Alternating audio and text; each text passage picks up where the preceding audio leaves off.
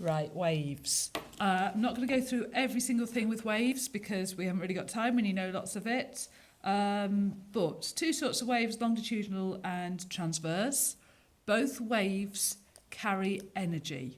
Waves are all about taking energy from one part to another part, okay? So the more energy a wave's got, the bigger the amplitude. So energy and amplitude are related. Now, the intensity, remember intensity is power per unit area. So because it's to do with energy, that's why we've got intensity is proportional to amplitude squared. So make sure you know these two equations for intensity. I don't think you get given those. Okay, so electromagnetic waves, you need to know an approximate wavelength. We've gone through approximate wavelengths that you should know, so go over that. You need to know what's meant by polarization. Remember, polarization can only happen with transverse waves, not with longitudinal waves. So anything transverse, you can polarize.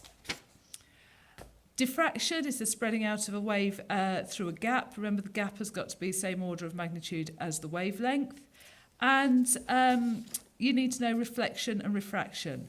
There is the equation for finding the critical angle of sin C is equal to 1 over n.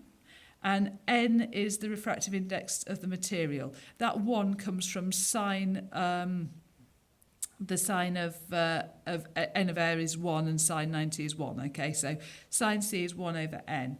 Just have a look at C about that. Now remember, refraction happens because of the speed changing.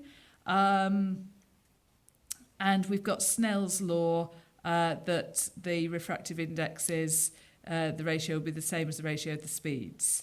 So make sure you've read through about those bits. I'm going to do a proper video about superposition and coherence because they're more likely to be the bits that you're struggling with.